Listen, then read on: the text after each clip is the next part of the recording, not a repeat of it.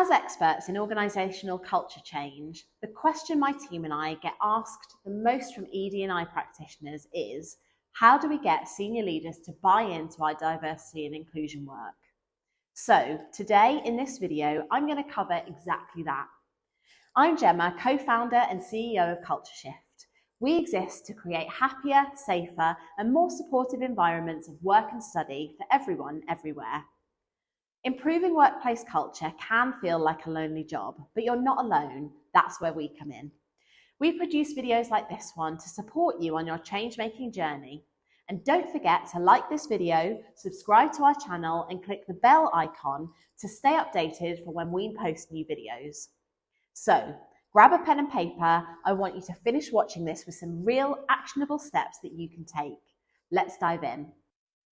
So let's start by reflecting on the key reasons why leadership might not be prioritising inclusion work, and then we'll move on to the things that you can do to overcome these barriers. Firstly, senior leaders who don't buy into inclusion work usually fall into one of three categories. They don't know that there's an issue. They know there's an issue, but they don't believe it's important to address. They know there's an issue, they just don't have the resources to make it a priority. These individuals are typically responsible for growth. Put simply, this can take the form of profit and share value for commercial organisations or funds and reach for public sector and charity organisations. The trick is to make sure senior leaders know about diversity and inclusion issues in the organisation, present the facts in a way that resonates.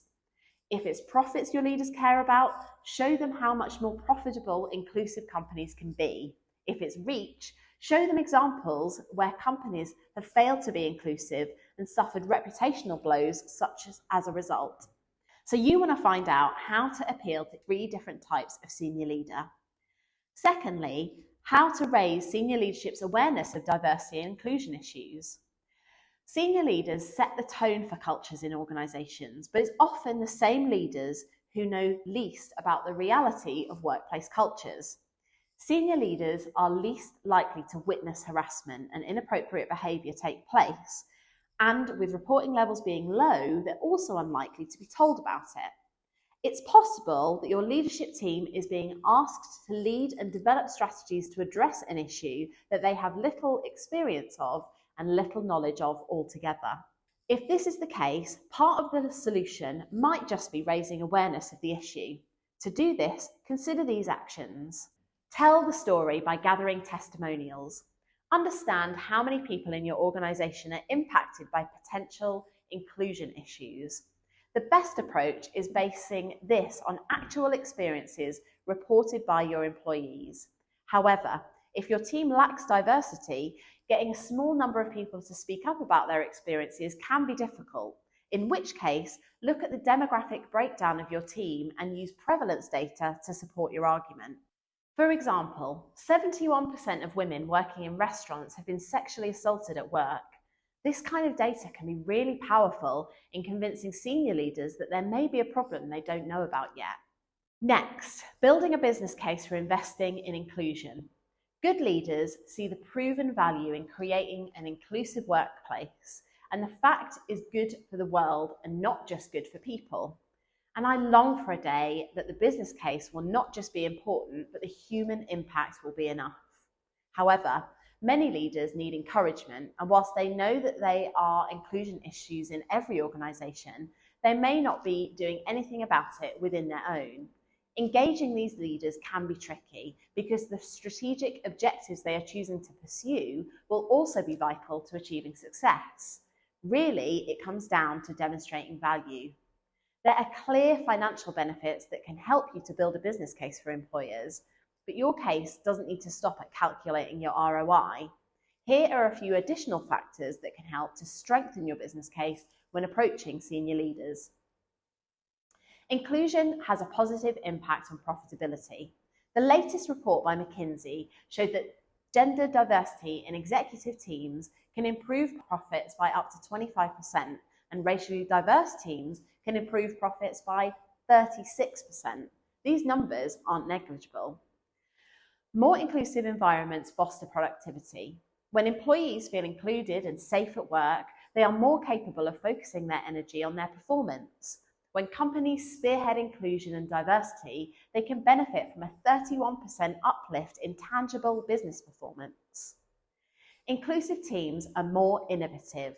To create a culture of innovation, you need the best talent and an environment that encourages people to share ideas, good or bad.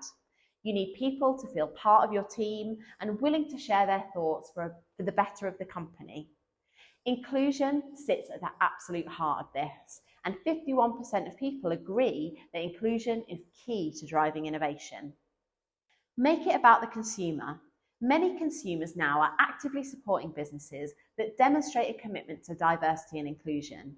It's something they are actively looking for in marketing, and inclusive and diverse advertising increases the likelihood of purchase and affiliation with brands.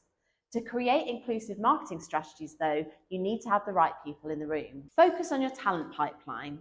The upcoming generation are very vocal about seeking employers with a diverse workforce. In fact, 83% of Gen Z candidates said that a company's commitment to diversity and inclusion is important when choosing an employer. If your company isn't on the same journey, you'll probably miss out on the best candidates.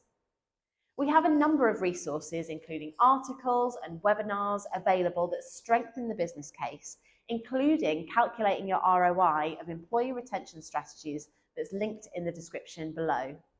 The next point of gaining senior buy-in is prioritizing and infusing D&I into your whole organization. Diversity and inclusion has become incredibly popular in recent years. However, the role of DEI lead or similar titles is relatively new. Not all organizations have built this role into their infrastructure. The reality for many people working in inclusion is that there's more work to be done than there is capacity to actually do it. If resource is the issue, here are 3 key tips for time-poor teams and how senior management can support you to be as effective as possible. Number 1, outsource. Bringing in external support is a great way to save time, a wealth of experience, best-in-class examples of how to deliver effectively, and a new perspective that your company may not have considered. Employees may also feel more confident speaking up about issues to an external organisation rather than through existing internal processes. Number 2, prioritise. The truth is you can't fix everything all at once. You'll be restricted by time and capacity. To manage this, prioritise one issue at a time. Progress is still progress. Identify the issues that are having the biggest impact on your team and address those first. Major events, internal or external, may shine a light on different issues that tempt you to veer off course. In these circumstances, assess the risk and relevance to your organisation. Is this something that you're aware of when you planned your strategy? Why wasn't it prioritised then? And is that reasoning still valid now? A well-prepared strategy can help keep you focused when the uncertainty of the world knocks at your door. Number 3, communicate. Prioritising your action is reasonable, so as long as you communicate clearly what it is and why you're asking senior leaders to focus on a particular area of D&I first. Onboarding people to your journey can create patience, acceptance, and support from people across the organisation, including senior leaders. The key is to know the room when you're walking into it. Know if a strong business case is going to be built upon financial measures, people measures, or just by having a clear and easy to understand plan of action. If your job is awareness, you need to be prepared slightly differently to if your job is to prove value. So, there are a few of my suggestions on getting senior buy-in for your ED&I work. Please remember to like this video, subscribe to our channel, and be sure to let us know in the comments what videos you'd like to see next, and check out our website. It's full of resources from articles, webinars, and more to support you on your change-making journey. See you next time.